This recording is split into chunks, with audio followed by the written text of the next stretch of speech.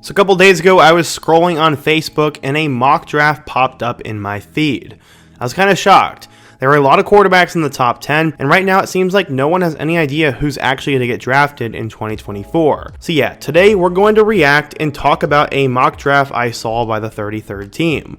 We're going to go through all the guys they have in the top 15, and I'm going to give my thoughts on the pick, talk about why the player is getting so much hype, and overall we're just going to react to this mock draft. But before we get started, if you're a big fan of college football, be sure to subscribe to the channel, leave a like if you want to support today's video, and let me know what player, team, topic, or situation I can cover next. Now let's get started and talk about a mock draft for 2025. At number 15, we have a guy that the Los Angeles Chargers are going to draft, and he is being compared to Javon Kinlaw. His name is Deone Walker. Coming out of Cass Tech High School in Detroit, Michigan, Deone Walker has been one of those names who's blown up over the last couple of months. He ended up being rated as a 4-star recruit coming out of high school and picked Kentucky over Georgia, Michigan, and Alabama. He was also a basketball star. So far, Walker's had a really good career with the Wildcats, as over 3 seasons he has 110 tackles, 5 pass deflections, 9 sacks, and a forced fumble. So far, he's off to a decent year, as he has half a sack and 1 pass deflection so far, and while Deone Walker might be a little bit underwhelming, he does have those physical measurements, as he is 6'6" and 348 pounds and can play end or tackle, and he also has great agility and size, and I think this is a good and fair pick. At number 14, we have the Cleveland Browns taking Carson Beck. By now, we should all know the story. Carson Beck was originally committed to Alabama, but would eventually flip to Georgia. Over the last couple of years, Beck was the backup to Stetson Bennett and took over in 2023, throwing for 4,000 yards with 24 touchdowns, and leading Georgia to a perfect regular season.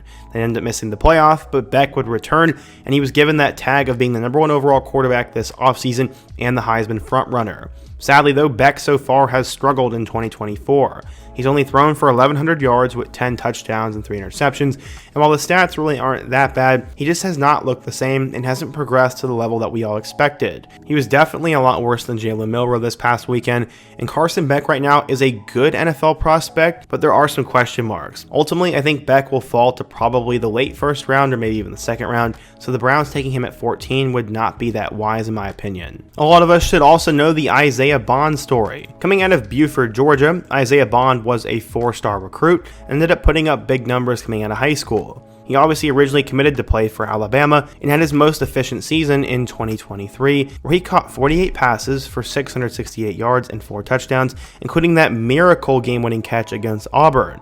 Isaiah Bond then decided to transfer to Texas this past offseason, where so far he has 20 catches for 364 yards and 3 touchdowns, and it looks like he's going to have better numbers than last year. He currently runs just under a 4.3 40 time, has great playmaking ability and good route running, and is a lot like Xavier Worthy. Bond is the number 1 option at Texas right now, and I think the Falcons taking him at number 13 overall would not be that bad of a pick. Every year there's a couple of small school prospects, and this year at number 12, the Jacksonville Jaguars are going to take Shavon Revel Jr. He's a corner from East Carolina, and he is right now a huge name. He ended up being a 3-star recruit coming out of the class of 2022 from Reynolds High School in North Carolina, and Revel obviously went to ECU. His first 2 years were really great, and then this year he was off to a terrific start before he unfortunately tore his ACL back in September. This was a huge bummer, and many are saying he's the most athletic corner in the class and has the ball skills needed to be this year's Quinyon Mitchell.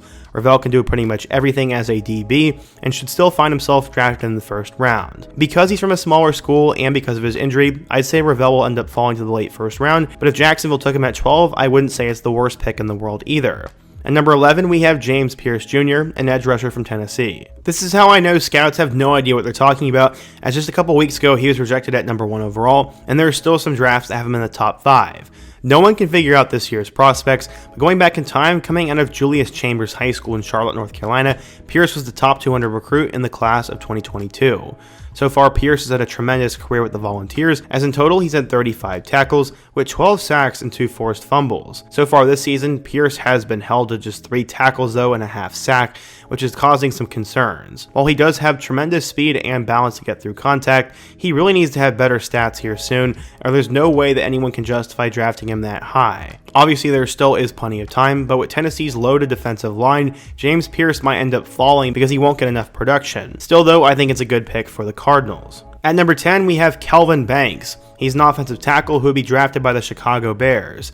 Coming out of Summer Creek High School in Humboldt, Texas, Kelvin Banks was a 5-star recruit in the class of 2022, and he has been doing a tremendous job. He started ever since he was a true freshman, and I believe he started in nearly 34 games as a Longhorn. He is pretty much everything you are wanting in him, as he's a perfect left tackle, as he's a brick, has great hands, has great strength, a good build, a good frame, and should be one of those offensive linemen that has a Pro Bowl career. Honestly, he should go higher than 10th, as he's more solid of a prospect than pretty much anyone else in this draft class. At number 9, the Indianapolis Colts would select defensive tackle Mason Graham from Michigan. Graham has been blowing up for quite some time now, and after going to Servite High School in California, Graham was a big deal. What's crazy is he actually played alongside Tetairoa McMillan and Noah Fifita while he was there, so he became a 4-star recruit and has so far done a tremendous job at Michigan. Graham has 81 tackles, 8.5 sacks, and a forced fumble through his first 3 seasons, but he's one of the most difficult interior linemen to stop, as he can rush the passer, stop the run, and is extremely athletic. Mason Graham is a tremendous pick for any team trying to improve their defensive line, and I would give the Colts a good grade for selecting Graham. At number 9, the Los Angeles Rams would be getting a steal if they selected Will Johnson, the cornerback from Michigan. He ended up growing up in Detroit, Michigan, and his father, Deion Johnson, was a corner from the Wolverines in the 1990s.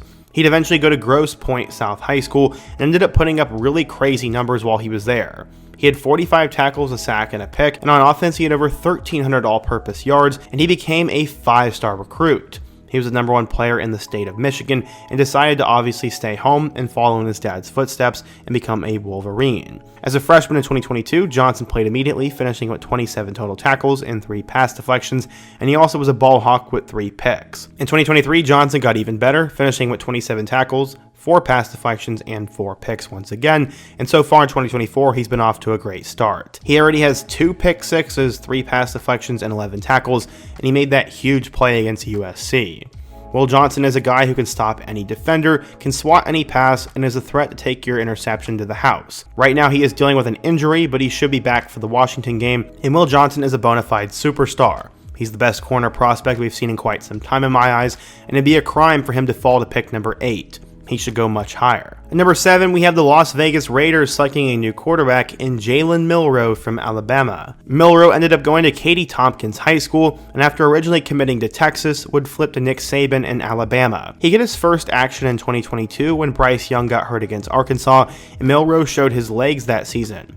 In 2023, he beat out Tyler Buckner, Dylan Lonergan, Eli Holstein, and Ty Simpson for the starting job, and despite getting benched against USF, he ended up having a terrific end of the year, throwing for 2,800 yards with 23 touchdowns and 6 picks, and also rushing for 12 more scores on the ground. He finished 6th in the Heisman voting and would decide to come back in 2024. While some don't think he's an NFL quarterback, Milroe is showing and proving people wrong this year. So far, through just a couple of games, he has 964 yards, 10 touchdowns, and 1 pick, and also has 273 yards and 8 touchdowns on the ground. Milroe has plenty of potential, a good frame, crazy athleticism, can run the ball, and is getting better at the deep ball. He's also winning big games, plays with confidence, and is from a good system. While Jalen Milroe could end up being a bust, I do actually think he is worth a pick by the Raiders here, and I would not critique this pick too much if they made it. At number 6, we have personally my favorite receiver in this year's draft class, Tetairoa McMillan. They currently have the Commanders taking him at pick number 6, and this guy is absolutely nuts. Coming out of Servite High School, where he played alongside Noah Fifita and Mason Graham on the defensive side of the ball, McMillan became a high 4-star recruit, as over 3 years he had 179 catches for 2,640 yards and 34 touchdowns. The dude was crazy, as he also played basketball and volleyball. He originally pledged to Oregon, but then would flip to Arizona, and so far in his 3 years at the Wildcats, McMillan has dominated. He so far has 158 total catches, 2,600 yards, and 22 touchdowns. This year alone, he has 29 catches for 500 yards and 4 touchdowns, and McMillan has gone crazy. He's 6'5" and 210 pounds, has sure hands, has elite level athleticism, and can catch pretty much any 50-50 ball. He's also put up great production, has shown to be durable, and in my eyes, McMillan is actually the best receiver in this year's draft class, and I'm a Mizzou fan, so that has to mean a lot, because in a couple of picks, we'll talk about Luther Burden. But before we can talk about Luther, we have to talk about the Tennessee Titans finding their new quarterback of the future, and that is Shedeur Sanders from Colorado. Everyone knows he is the son of Coach Prime, and after becoming a 4-star recruit, he would commit to Florida Atlantic before flipping to Jackson State. He put up decent numbers while he was at JSU, and then would decide to transfer with his dad over to Colorado. Shedeur would take over as a starter in 2023, throwing for 3,200 yards with 27 touchdowns and 3 interceptions. Shedeur had plenty of swagger, made a lot of crazy throws, and was obviously physically talented, but some have question marks about his leadership. So far in 2024, he's done a better job at fixing that, as through 5 games, he has 1,600 yards with 14 touchdowns and 3 interceptions, and he's on pace to put up better numbers than he had last year. Shedeur is an extremely polarizing player, as on one hand, he is really talented, really swaggy, and has a lot of physical potential, but many are worried about stuff that has nothing to do with football, and we'll see if he goes that high. While I don't think the Titans should take him at pick number 5, I do think he is a first rounder at least and a future franchise quarterback. As I already mentioned, the number 1 receiver according to these NFL scouts is Luther Burden III from Mizzou. They have the Patriots taking him at pick number 4. As I've said, I'm a Mizzou fan, and while I think Luther is obviously incredible, I would take Tetairoa McMillan over him. Coming out of East St. Louis High School, Burden was crazy. He caught 71 passes for 1,200 yards and 20 trips to the end zone his senior year, and after originally committing to Oklahoma, he would flip to Mizzou. He became one of the first 5-star recruits to sign up Mizzou in school history, and as a freshman he was a little bit slow, but has really picked it up over the last 2 years. Last season, he had 86 catches for 1,200 yards and 9 touchdowns, and so far this year, he has 19 catches for 257 yards and 4 scores. Burden is insanely athletic, catches everything that comes his way, always gets open, can make guys miss in space, and can do everything. He can run the ball, he can catch the ball, and he can return punts, so he's sort of a do-it-all player who has crazy athleticism and will definitely translate to the NFL. While I don't really know how good Burden will be in the NFL, I wouldn't say it's a bad pick for the Patriots to take him at number 4, as he's definitely a lock to go in the top 10. At this point, we also all know the story about Quinn Ewers. He went to South Lake Carroll, became one of the best quarterbacks in Texas history, and committed to Texas before he flipped to Ohio State. He spent 1 year in Columbus before he transferred back to Texas, and so far in his last 3 years has put up big numbers. He's thrown for 6,347 yards with 45 touchdowns, and he also led Texas to the college football playoff last year, where they barely lost to Washington. Ewers has always been seen as an NFL quarterback, but right now he is struggling with an injury, and we'll see when he comes back. He played tremendous against Michigan and has everything that an NFL team wants. He has good footwork, a good arm, good height, and is athletic enough to make plays happen with his feet. The New York Giants taking Ewers at number 3 would be a good pick in my eyes. At number 2, they have the Denver Broncos taking Travis Hunter, a receiver/DB from Colorado. Travis Hunter came from the state of Georgia and became a 5-star recruit while at Marietta High School. He became the number 1 recruit in the country, and after flipping from Florida State to Jackson State, put up crazy numbers while he was at JSU. He played on both sides of the ball and would transfer with Coach Prime in 2023. Last year, he caught 57 passes for 721 yards and 5 touchdowns, and also had 31 tackles with 5 pass deflections and 3 interceptions on the defensive side of the ball. In 2024, he was rated as the best athlete in the country, and so far he's been a machine, catching 46 passes for 561 yards and 6 touchdowns, and he also has 2 interceptions and 16 tackles on defense. Travis Hunter plays on both sides of the ball, is the best athlete in the country, and the biggest question marks about him in the NFL will be what position will he play, and can he stay durable with the amount of snaps he plays. We'll have to wait and see, and I think it's a little high for Hunter to go at number 2, but it's not a bad pick either. At number 1, we have the Carolina Panthers finding their new quarterback, and that is Cam Ward. After being a 0-star recruit coming out of high school, Cam Ward would go to Incarnate Word, where over the next couple of years, he would become a superstar for them. He then transferred up to Washington State, where over his last 2 years at Wazoo, Ward went nuts. He threw for over 3,000 yards in both of his years with the Cougars, and also had a combined 50 touchdowns. With Wazoo being relegated to the group of 5, Cam Ward would decide to transfer for his final year of eligibility, and so far at Miami, he's completed 70% of his passes, has thrown for 1,700 yards, and already has 18 touchdowns through just 5 games. Cam Ward right now is a legitimate Heisman contender. Pretty much everything he does can translate to the NFL, and in my eyes, he is the best quarterback prospect in this year's draft, so I 100% agree with the Panthers taking him. The problem is, I'm worried the Panthers will ruin him, and we better not have a Bryce Young 2.0 here. We'll have to wait and see, but overall this mock draft wasn't too bad. I agree with pretty much every pick they had on the list, and I hope you guys enjoyed today's video. If you did, be sure to give it a like, let me know your thoughts and your favorite prospect down below, and check out all of the videos on the end screen, and I hope to see you guys again soon, but until next time, peace.